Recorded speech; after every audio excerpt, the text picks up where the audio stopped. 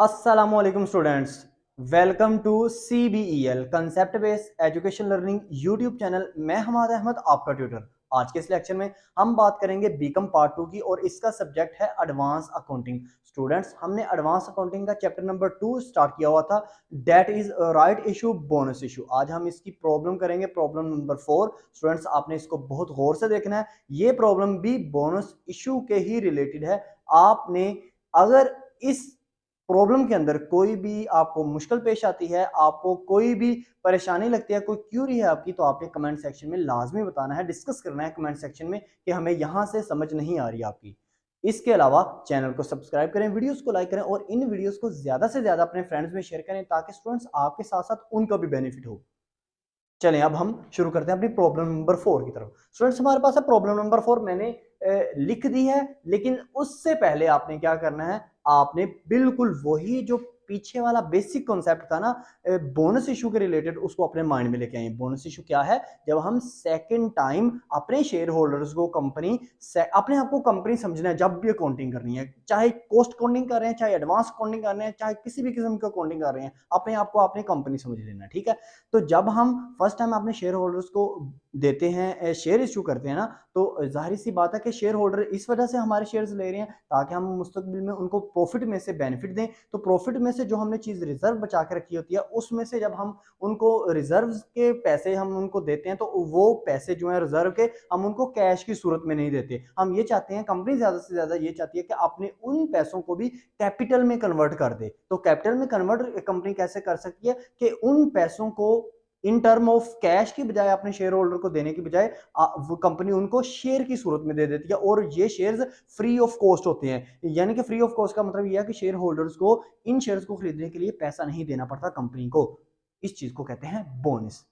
Okay students, आप समझ गए हैं। देखिए, हमारे पास इस क्वेश्चन के अंदर डाटा क्या है। डाटा में सबसे पहले आपको कहता है पेड अप कैपिटल आपके पास कितना है, 6 लाख रुपया। देखिए, आपको पता है ना, लास्ट वीडियो में मैंने आपको बताया था नंबर 1 चीज जो आपके पास होनी चाहिए वो इशूड कैपिटल होना चाहिए। तो इशूड कैपिटल का मतलब यह है कि फर्स्ट टाइम जब कंपनी ने शेयर इशू किए थे ना, तो शेयर होल्डर से उनको पैसा टोटल इतना इकट्ठा हुआ था, शेयर्स नहीं, पैसा इतना इकट्ठा हुआ था, जो कि लास्ट प्रॉब्लम में 30 लाख रुपया था। तो अगर आप देखना चाहते हो कि टोटल शेयर इनको कितने इशू किए थे शेयर होल्डर्स को, तो वो 30 लाख को डिवाइड 100 से करें। अगर उसने पार वैल्यू नहीं बताई हुई तो 100 ही समझा करें। 100 से डिवाइड किया तो हमारे पास 30,000 शेयर आए हैं। अभी उसने यहाँ पे हमें क्या बताया, उसने कहा पेड अप कैपिटल। देखिए, paid up capital issued capital का दूसरा नेम है, याद रखिएगा। ठीक है, पेड अप कैपिटल आपके पास है 6 लाख रुपया, और आगे उसने बता दिया ये 6 लाख रुपया डिवाइड हुआ है 6,000 को जब हमने मल्टीप्लाई किया 100 से। इसका मतलब है कि एक शेयर की वैल्यू कितनी है, 100। जब आप 6 लाख को 100 पे डिवाइड करेंगे तो 6,000 आएगा। इसका मतलब 6,000 शेयर हमने इशू किए थे फर्स्ट टाइम, और उन शेयर होल्डर से हमें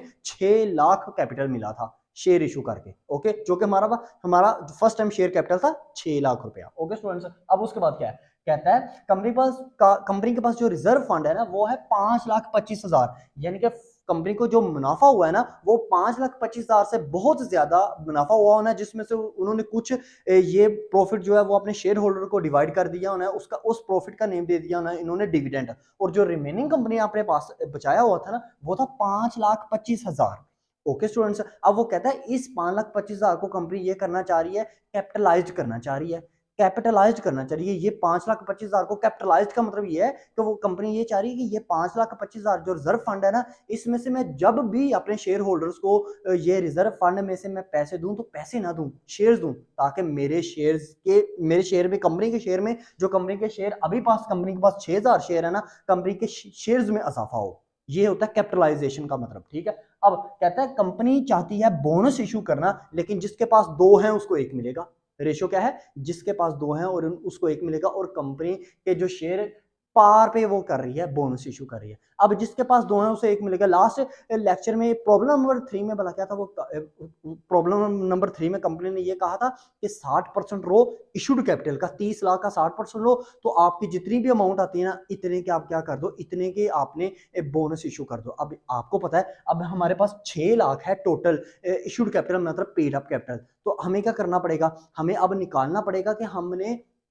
कितने कैपिटल, कितने पैसे के हमने अब बोनस इशू करना है। फिर हम उस पैसे में से देख लेंगे कि हमने कितने के शेयर इशू किए हैं अजाफी। पहले हमने शेयर इशू किए हैं 6,000 के, फिर हम देख लेंगे कितने के इशू किए। तो इसके लिए आपको वर्किंग करनी पड़ेगी। तो मैं यहाँ पे ये लिखता हूँ वर्किंग मैं लिख लेता हूँ। ओके स्टूडेंट्स, तो वर्किंग करनी है तो आपने निकालना क्या है, नंबर ऑफ शेयर्स निकालने हैं ना। नंबर ऑफ शेयर्स पहले निकालो, क्या, नंबर ऑफ शेयर्स। आप कहोगे नहीं सर हम डायरेक्ट कैपिटल ना निकाल लें ये 6 लाख से, तो नहीं, पहले आपको शेयर निकालने पड़ेंगे, फिर आप कैपिटल निकाल पाओगे कि आपने कितने कैपिटल के मजीद बोनस देना है।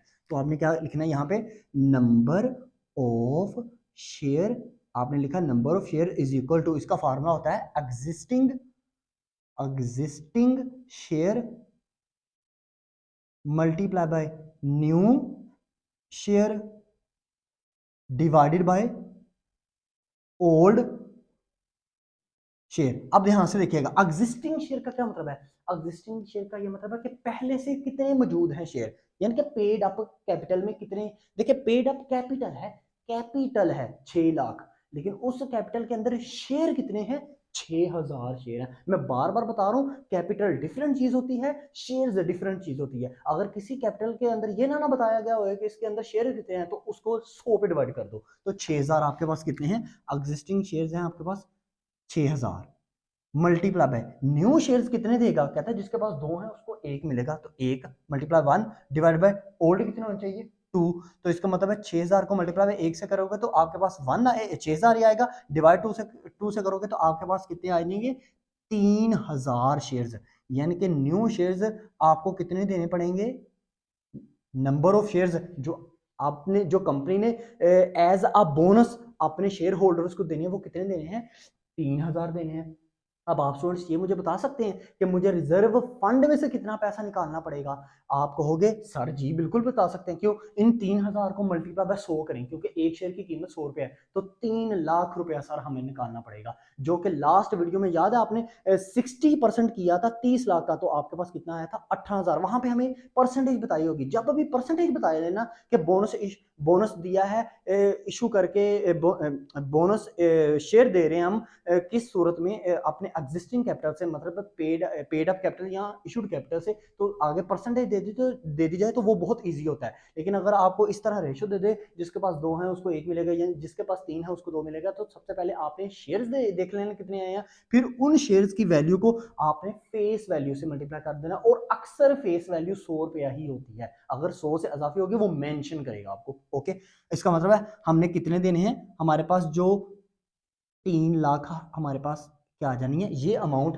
हमने किस में से निकालनी है, रिजर्व फंड में से। अब रिजर्व फंड देखो क्या 3 लाख से ज्यादा है कि कम है, जी बिल्कुल ज्यादा है, 5,25,000 है। अब बोनस की एंट्रीज पास करो, डेट डिटेल डेबिट क्रेडिट। अब सबसे पहले स्टूडेंट्स मैंने बताया था, कंपनी ने अपने माइंड में सोच लिया, क्या सोचा, कंपनी ने सोचा कि जी मैंने ना अपने एग्जिस्टिंग शेयर होल्डर्स को, पहले से मौजूद शेयर होल्डर्स को बोनस देना है, तो इसका मतलब है रिजर्व फंड कम होगा। रिजर्व फंड लिबिलिटी होती है, जब कम होगा तो लिबिलिटी डिक्रीज होगी, तो मैंने लिखा रिजर्व फंड अकाउंट डेबिट कितने से, 3 लाख से, to bonus to share holder, ये भी तो लिबिलिटी बढ़ रही है ना, क्योंकि कंपनी ने देने हैं, सोच लिया कंपनी ने।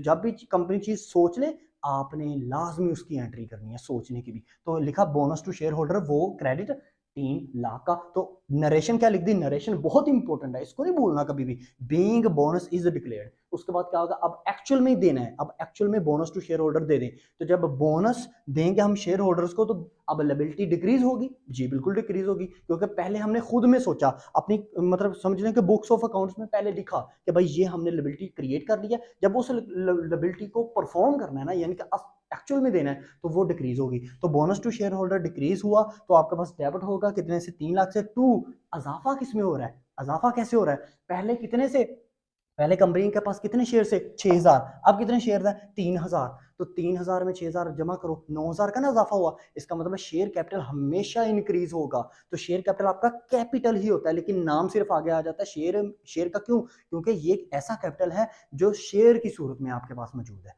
तो शेयर कैपिटल है, कैपिटल इंक्रीज होता है, तो क्या होता है आपके पास हमेशा क्रेडिट होता है, एलसीआई रूल, यानी कि लिबिलिटी कैपिटल और इनकम जब भी इंक्रीज होंगे क्रेडिट होंगे। तो क्रेडिट किया, नरेशन लिख दी 3 लाख से, नरेशन लिख दी आपने, क्या नरेशन आपने लिख दी, being share being bonus is issued. लेकिन अगर आप ये देखना चाहते हो आपका कैपिटल कितना इंक्रीज हुआ, शेयर भी आपके इंक्रीज हुए, तो जब शेयर इंक्रीज हो जाए ना कैपिटल भी इंक्रीज होता है। पहले आपके पास कैपिटल था 6 लाख का, अब आपने 5,25,000 में से 3 लाख का मजीद पैसा उठा के दिया, शेयर की सूरत में दे दिया शेयर होल्डर को, लेकिन पैसा आपको ही आना है बाद में, जब भी शेयर होल्डर अपना शेयर बेचेगा। तो याद रखिएगा, अब आपका पैसा कितना आना है, 6 लाख में 3 लाख जमा करो, 9 लाख रुपया अब आपका कैपिटल बन गया, जो कि पहले आपका 6 लाख था आपका शेयर की सूरत में कैपिटल, अब वो 9 लाख हो गया। क्योंकि देखो, अगर जिसके पास दो है ना, उसको एक मिलना ना, इसका मतलब है कल को फर्ज करे कोई ABCD कुछ भी पर्सन है, उसके पास 2 शेयर हैं, कल को फर्ज करो वो आपको बेचना चाह रहा है, तो वो 2 शेयर सिर्फ बेच सकता है ना, जिनकी मालियत कितनी होगी, 100 रुपया होगी, ऐसा ही है। लेकिन अब वो कितने बेचेगा, अगर उसने न्यू एक ले लिया, बोनस शेयर ले लिया, तो 3 हो गए, तो कल को वो शख्स अगर आपको बेचेगा अपनी कोई भी जरूरियात पूरी करने के लिए, तो वो अब आपको 3 बेचेगा, क्योंकि अब तो ऑटोमेटिकली आपके पास ही रहेगा ना, इस वजह से ये आपका कैपिटल बनता है। ओके स्टूडेंट्स, मैं वीडियो को पॉज कर दूंगा, आपने बिल्कुल इसी वर्किंग को क्या करना है, नोट डाउन करना है, इस क्वेश्चन को आपने इसी तरह करना है अटेम्प्ट, ताकि पेपर में आप कंफ्यूज ना हो। आपने इस यूट्यूब चैनल को सब्सक्राइब किए रखना है, ताकि इस तरह के मजीद वीडियोस आपको मिलती रहे। अब तक के लिए इतना ही, अपना ख्याल रखिएगा, अपने इस यूट्यूब चैनल का भी। अल्लाह हाफिज।